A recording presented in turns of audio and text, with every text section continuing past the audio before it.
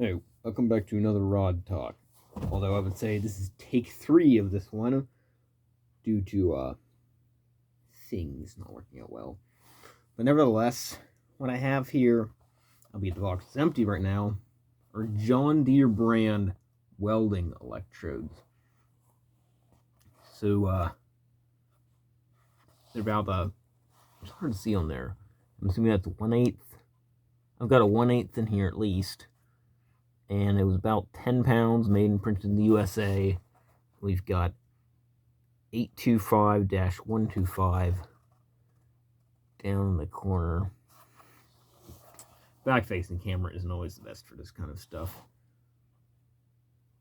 So on the back, there is a rather long list of various welding rods.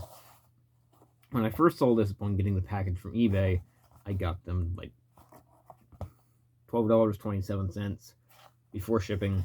I was hoping it would be something really neat, like a total grab box of rods for on the farm welder, so he's got to fix stuff.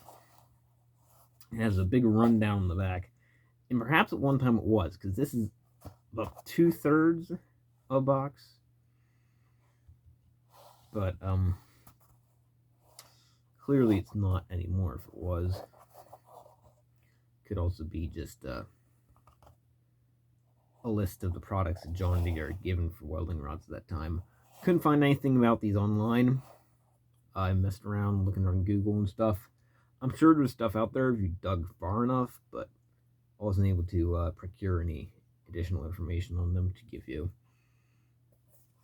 We've got general purpose at the top.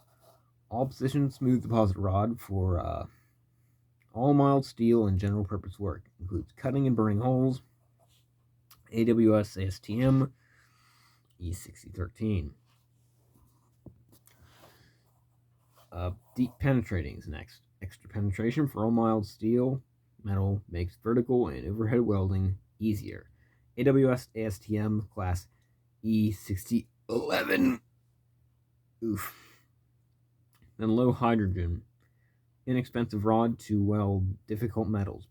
Produces strong welds, all position. Use this type of rod for welding low alloy, hard or hardenable steels. AWS ASTM class E7018. Below that, cast iron, machinable, nickel. Fourth one down. Easy to weld, cast iron or cast iron to steel. AWS ASTM class E-NI. Hard facing.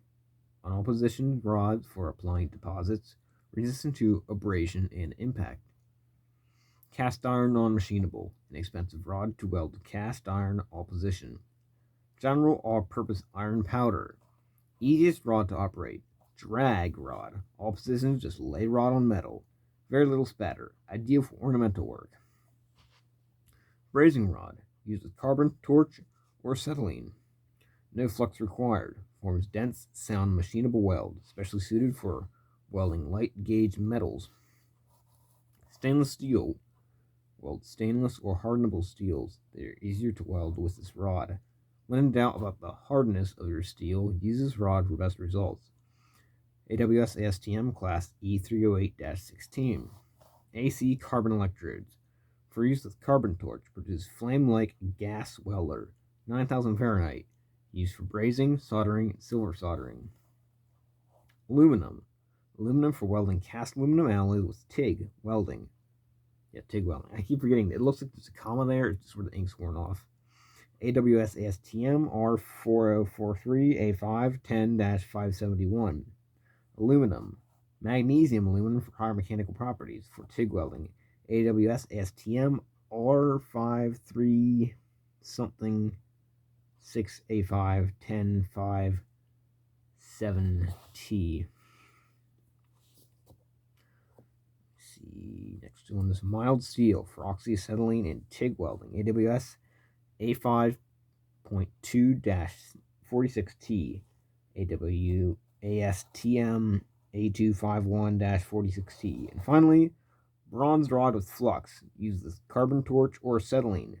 Braze welding of steel, cast iron, brass, and bronze. AWS RBCUZ something C.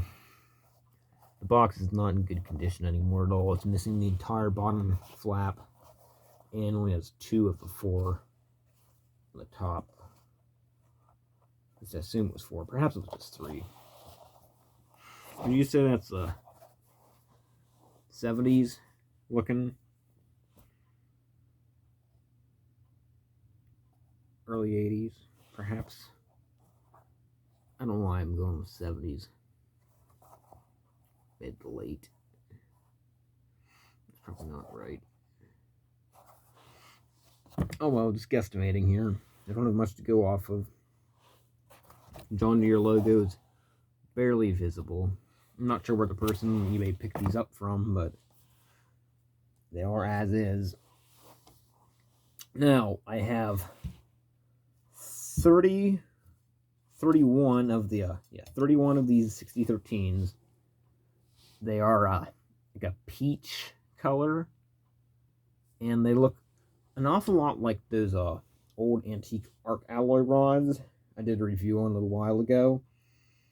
And so I'm thinking possibly those other old arc alloy rods may have been 6013s, or at least something similar to that, because, well, their flux looked like a pink.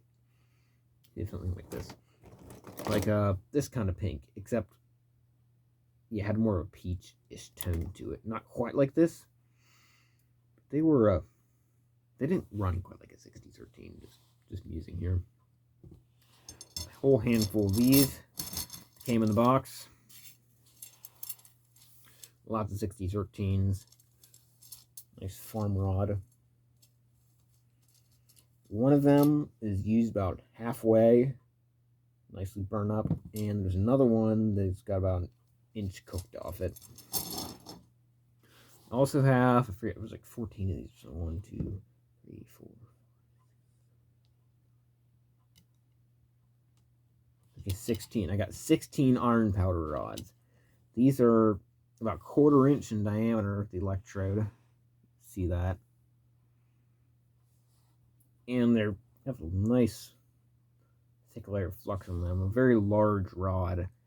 These are much too big for me to run on my Miller Maxstar 140. However, I might be able to get something out of them on the Multi-Quip 170.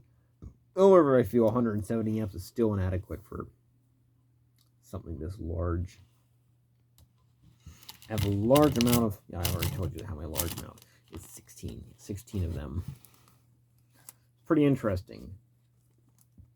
I don't know exactly when the 7024 was brought in as an established AWS rod, but these are not listed as 7024, just iron powder. So you got a nice handful of those. Have some 532nd 7024s in the garage. Blue Demon brand, and they look awfully similar to this.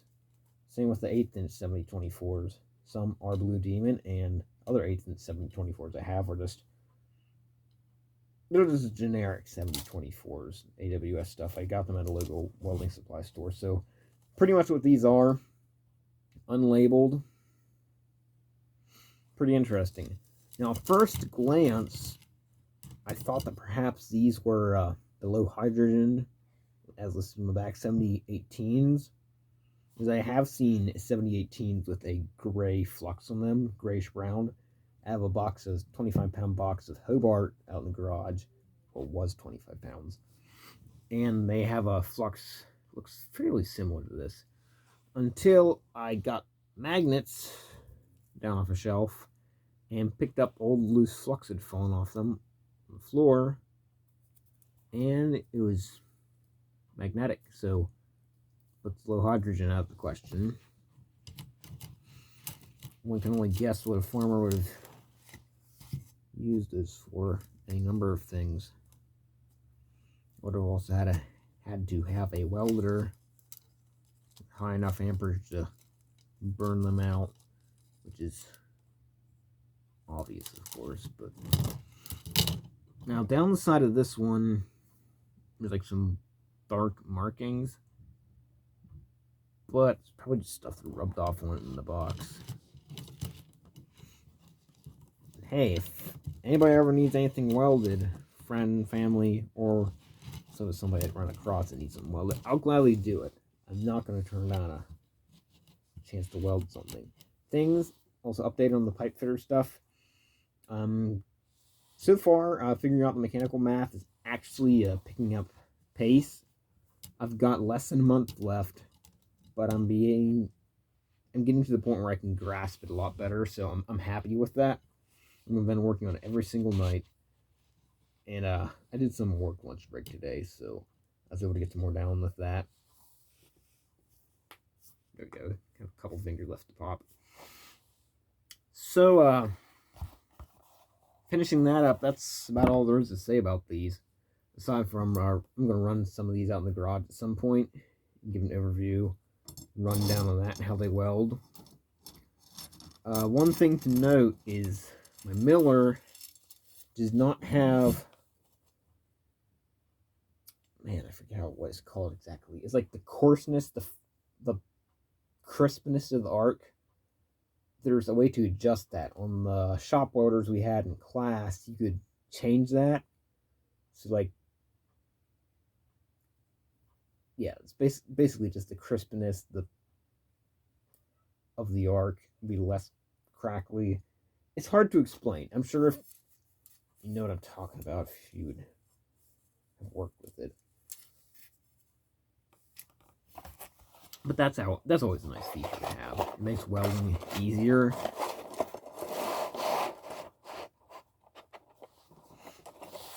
Put these back in the box and wrap this up.